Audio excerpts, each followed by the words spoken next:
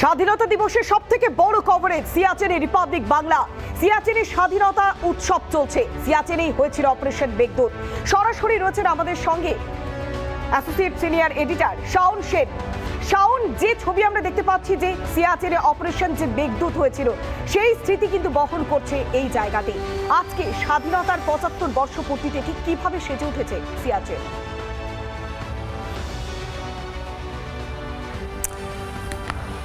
আজকে সিয়াচেন আমরা যেখানে এই সময় এখানে আছি, এটা হলো সিয়াচেন ব্রিগেডের হেডকোয়ার্টার্স। আর এখান থেকে খুব দূরে না, যেখানে সিয়াচেন গ্লেশিয়ার, যেটাকে বলা হয় highest battle field, world's highest battle field, যেটার মধ্যে ইন্ডিয়া 1984-এ অপারেশন মেঘদূত করার পরে পাকিস্তান থেকে সিয়াচেন গ্লেশিয়ার নিজের কন্ট্রোলে নেওয়ার চেষ্টা করেছিল।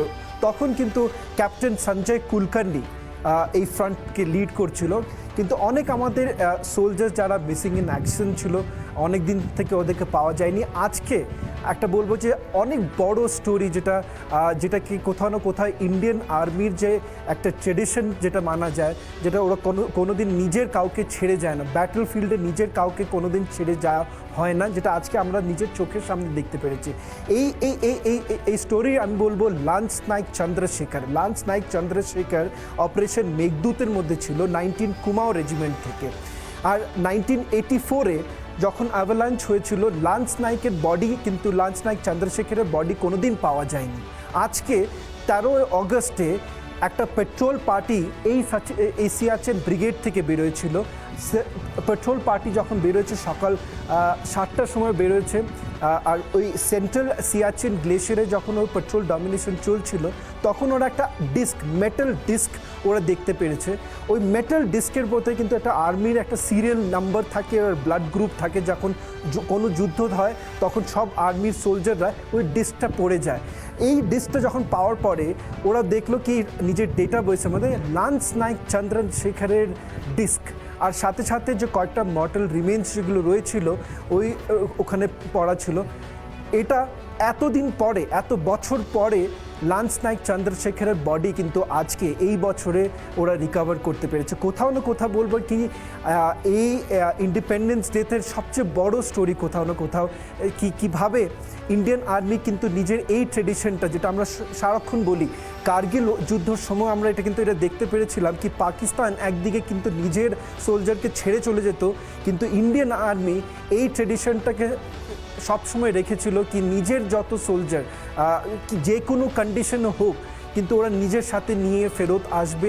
এটা একটা ইন্ডিয়ান আর্মির ট্রেডিশন সবসময় থাকে। আজকে যখন আমি একটু আগে এখানে সিয়াচেন ব্রিগেডের কমান্ডের সাথে কথা বলছিলাম, ওরা বলছে কি সব সামারের সময় কিন্তু পেট্রোল পার্টি যখন সিয়াচেন গ্লেশিয়ারে যায় এরিয়া ডমিনেশন করার সময়, কিন্তু ওদের উদ্দেশ্য এটাও থাকে কি কীভাবে কিন্তু ওরা এই যুদ্ধর সময় যত মিসিং ইন অ্যাকশন সোলজার্সরা যারা ছিল ওদেরকে যেন রিট্রিভ করার চেষ্টা যেন ওরা সারাক্ষণ করে। আর এটাই কিন্তু আজকে আমরা দেখতে পেরেছি। আর আমি বলবো কোথাও না কোথাও একটা বড় মিরাকল, কিন্তু যেখানে সফট স্নো, অ্যাভালাঞ্চের একটা ডেঞ্জার যেখানে থাকে, এটার মধ্যেও যখন একটা পেট্রোল পার্টি এই পুরো জিনিসটা করতে পারে, এই পুরো এই এক্সারসাইজটা করতে পারে, এটা কিন্তু কোথাও না কোথাও এটা বলে কি আমাদের ইন্ডিয়ান আর্মির কিভাবে ওরা কাজ করে, আর এই ডিফিকাল্ট সিচুয়েশনে কিভাবে কাজ করে, এটা আমরা কিন্তু আজকে নিজের চোখের সামনে দেখতে পেরেছি। একেবারে শাওন, বোঝাই যাচ্ছে যে ইতিহাস এবং আজকে এক গর্বের দিন। আর তার মাঝে ল্যান্স নায়কের যে দেহের অংশ, সেই দেহের অংশ উদ্ধার করা হয়েছে। আজকে বিশেষ যে উদযাপন করা হচ্ছে, আর কি কর্মসূচি গ্রহণ করা হয়েছে আজাদী কা অমৃত মহোৎসবকে সামনে রেখে?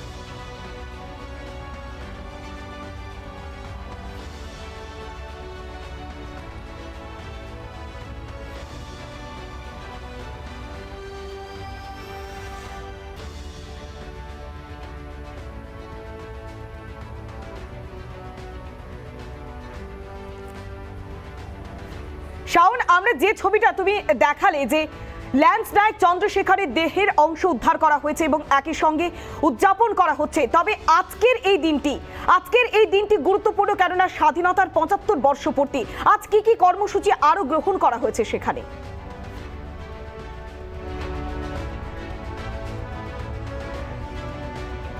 এটা বলবো কি আজকে স্বতন্ত্র দিবসের মধ্যে যখন এই খবরটা পাওয়া যায় কি লান্স নাইক চন্দ্রশেখরের মর্টাল রিমেন্স যেগুলো পাওয়া গেছে, এটা কিন্তু নর্মাল সিচুয়েশনের মধ্যে না। এরকম অনেক অপারেশনস হয়েছে, কিন্তু কোথাও না কোথাও যখন আমরা এই স্টোরিটা যখন আমরা প্রথম জানতে পেরেছিলাম, কিন্তু রিপাবলিকের একটাই উদ্দেশ্য ছিল কি এটার পেছনে, এই পেট্রোল পার্টির পেছনে কারা। কেন কি চ্যালেঞ্জেসের যদি কথা বলি, চ্যালেঞ্জেসগুলো অনেক বেশি, আর এই চ্যালেঞ্জেসগুলো কিন্তু আমরা সারাক্ষণ এই কথা বলা হয় না কি এই চ্যালেঞ্জেসগুলো কীভাবে ওখানে অপারেশনসগুলো কীভাবে হয়। কেন কি -ডিগ্রিতে কাজ করা, আর সাথে সাথে কিন্তু অনেক মাসের ডিপ্লয়মেন্ট থাকে, কয়েক পার্টির ডিপ্লয়মেন্ট 4 মাসের ওপরে থাকে, আর কয়েকজনের অনেক এটার বেশিও হতে পারে। কিন্তু এটার বাবজুদেও কিন্তু কোথাও না কোথাও যেভাবে এই অপারেশনগুলো করা হয়, ওদের জন্য এই টাস্কটা অনেক বেশি। কিন্তু একদিকে তুমি দেখো পাকিস্তান, অন্যদিকে কিন্তু চায়না, আর সারাক্ষণ আমরা দেখছি কি কীভাবে এই একটা অ্যাক্টিভিটিসগুলো ওদের ওপরে অনেক বেশি ডিফিকাল্ট, চ্যালেঞ্জিং থাকে। আর এই সময় সিচুয়েশন যেটা ইন্ডিয়া চায়না বর্ডারে বা ইন্ডিয়া পাকিস্তানের বর্ডারেও অনেক বেশি চ্যালেঞ্জিং সবার জন্য এখানে। আর এটার জন্য এই চ্যালেঞ্জের মধ্যেও যখন ওরা নিজের কোনো মানুষকে খুঁজে বের করতে পারে, এটা কিন্তু কোথাও না কোথাও ইন্ডিয়ান আর্মির একটা ট্রেডিশন বলা যায়, ইন্ডিয়ান আর্মির একটা ইথস বলা যেতে পারে, যেটা আমাদের চোখের সামনে আজকে দেখতে পেরেছি। একটু আগে লান্স নাইক চন্দ্রশেখরের মর্টাল রিমেজ এই হেলিপ্যাডে নেওয়া হয়েছিল, আর তারপর এখানে রেসপেক্টস পে করার পরে মর্টাল রিমেজকে এখান থেকে নিয়ে যাওয়া হয়েছে হালদোয়ানিতে, যেখানে এই মর্টাল রিমেজগুলো নিয়ে যাওয়া হবে। আর কোথাও না কোথাও ওদের লান্স নাইক চন্দ্রশেখরের পরিবারের জন্য এটা কিন্তু একদিকে কিন্তু ক্লোজার বলা যেতে পারে, কিন্তু এত বছর থেকে ওরা কিন্তু ওদের কাছে কোনো বডিও পৌঁছায়নি।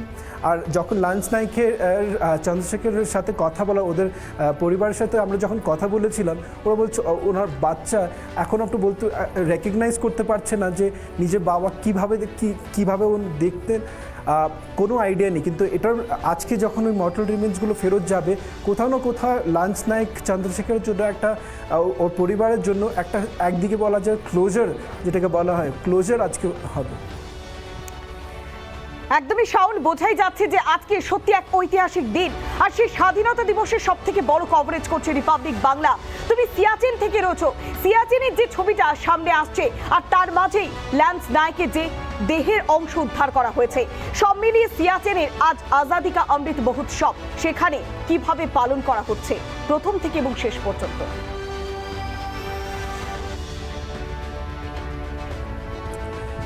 সিয়াচেনে যদি বলি, এই স্বতন্ত্র দিবসের যে প্ল্যানিং যেগুলো হয়েছে, এই লে বেসে আমরা আজকে সকালবেলা যখন ছিলাম, 14 fire and Fury core commander lieutenant general Anindya Sengupta রিথ laying ceremony এখানে করা হয়েছিল। রিথ লেইং সেরেমনির পরে লেফটেন্যান্ট গভর্নর লাদাখের RK মাথুর, ওরাও এখানে ছিল। রিথ লেইং সেরেমনি হয়েছে একটা, আর ফ্ল্যাগ হোয়েস্টিং হয়েছে।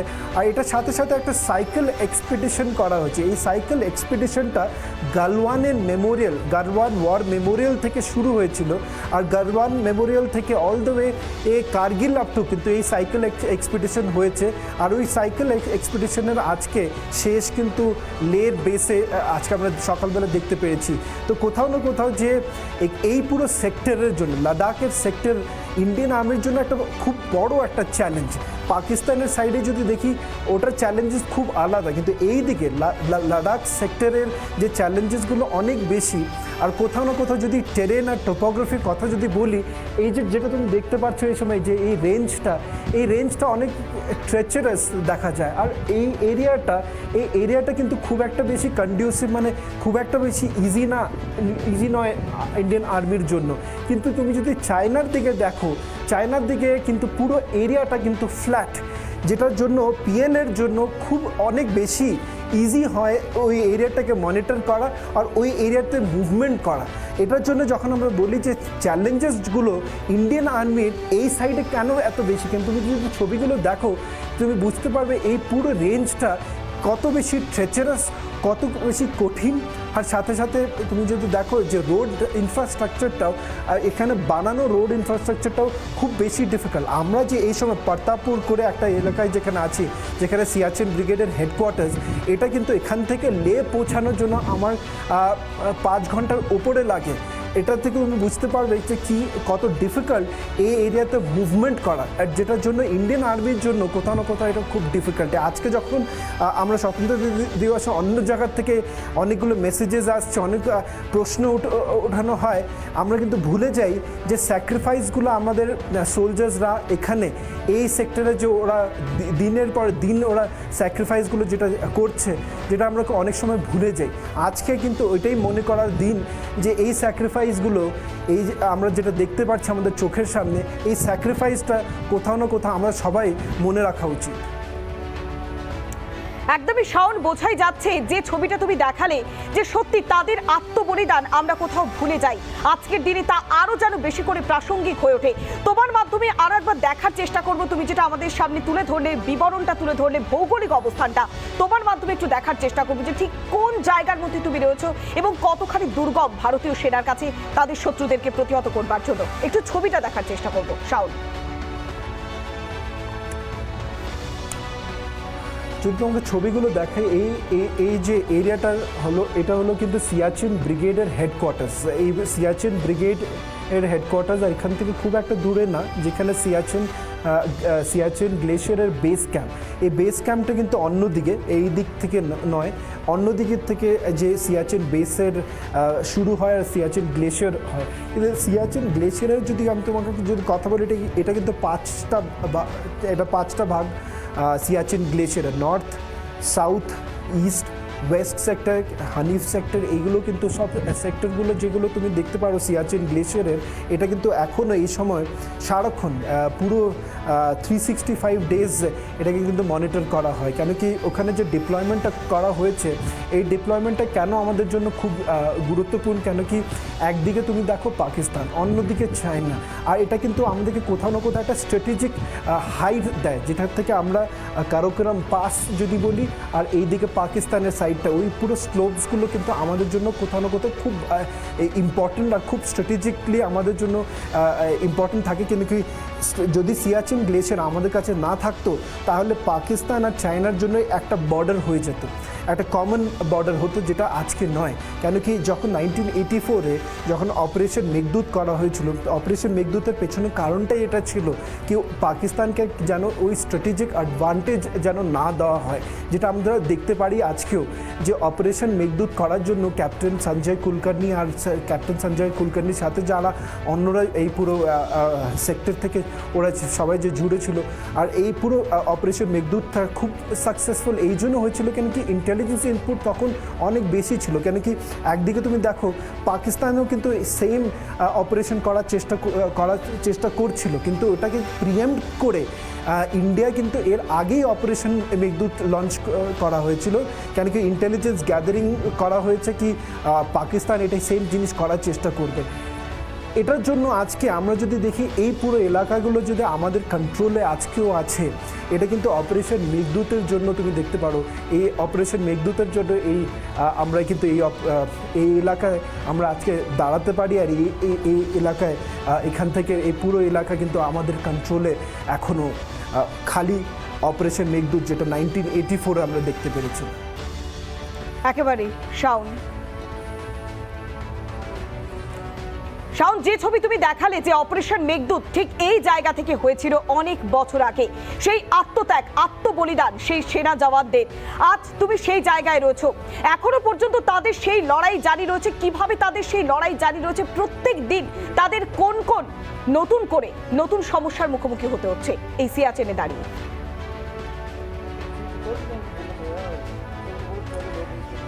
সমস্যা কিন্তু কোনোদিন বদলায় না ওদের জন্য, সমস্যাই একই।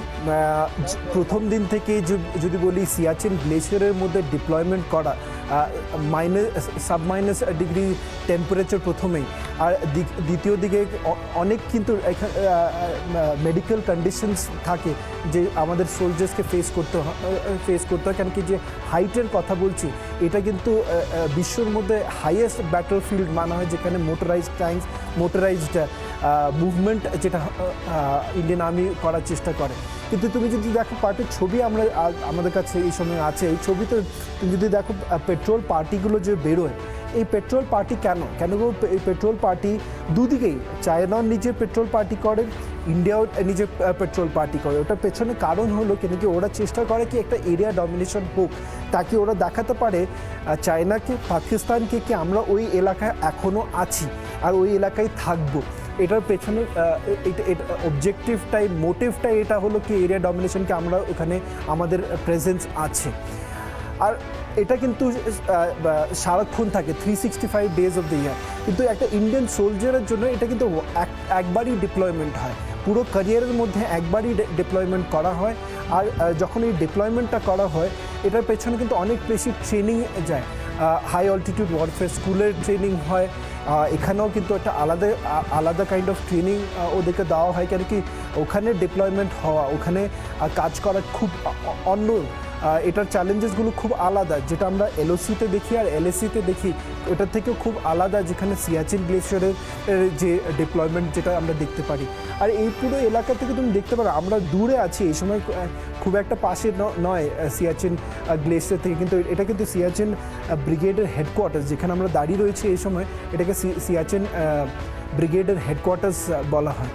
আর এখান থেকেই কিন্তু অন্যদিকে তুমি এই পাহাড়ের পেছন দিকটা তুমি দেখো, তাহলে এটা কিন্তু তোমার সিয়াচেন গ্লেশিয়ার একটা যে অ্যাক্সিস যেটা খোলে পাকিস্তান আর চায়নার দিকে, এটা কিন্তু তুমি ওই দিকে দেখতে পারো। এই দিকে তুমি যদি দেখো এই রাস্তার আগে বেরোয়, তাহলে তুমি বুঝতে পারবে এটা হলো কিন্তু পাকিস্তানের যে খালি পাকিস্তানের যে অ্যাক্সিসটা আমরা দেখতে পারি, কিন্তু এখান থেকেই বেরোনো হয়, ডিপ্লয়মেন্ট যেগুলো হয় এখান থেকে। তো কোথাও না কোথাও যদি চ্যালেঞ্জেসের কথা বলি, চ্যালেঞ্জেস কিন্তুগুলো সেম, কোনোদিন চ্যালেঞ্জেস বদলাচ্ছে না। চ্যালেঞ্জেস বদলায় তখন যখন আমরা দেখি কি এই এনিমিজ থেকে, চায়নার থেকে কী রিয়াকশন হচ্ছে, পাকিস্তান থেকে কী রিয়াকশন হচ্ছে। কিন্তু এই কয়েক বছর থেকে যেভাবে চায়নার যে এগ্রেশনটা দেখা হয়, চায়নার এগ্রেশন পুরো সেক্টরেই থাকে, খালি এই সিয়াচিন গ্লেশিয়ারের দিকে না, অন্য সেক্টরের যে অ্যাগ্রেশনগুলো দেখা হয়, এটার জন্য এখন এই পুরো এলাকায়, এলএসির এলাকাতে কিন্তু কোথাও না কোথাও চ্যালেঞ্জেসগুলো বাড়তে থাকে। একেবারে অনেক ধন্যবাদ। একেবারে সরাসরি সিয়াচেন থেকে ছিলেন আমাদের senior associate editor Shaon Sen. সিয়াচেনে একমাত্র Bangla channel Republic Bangla. Operation মেঘদূতের যে নায়ক ল্যান্স নায়ক চন্দ্রশেখর 38 বছর পর তার দেহের অংশ পাওয়া গিয়েছে এবং তাকে কর্নিশ জানাচ্ছে গোটা দেশবাসী, শ্রদ্ধা জানানো হচ্ছে সিয়াচেনে। স্বাধীনতা দিবসের সব থেকে বড় কভারেজ রিপাবলিক বাংলাতে। বিভিন্ন জায়গাতে রয়েছে আমাদের প্রতিনিধিরা, একদিকে যেমন ওয়াঘা অটারি সীমান্তে রয়েছে, তেমনই সিয়াচেন, জম্মু কাশ্মীর, অন্যদিকে আন্দামান নিকোবর দ্বীপপুঞ্জেও রয়েছে আমাদের প্রতিনিধিরা।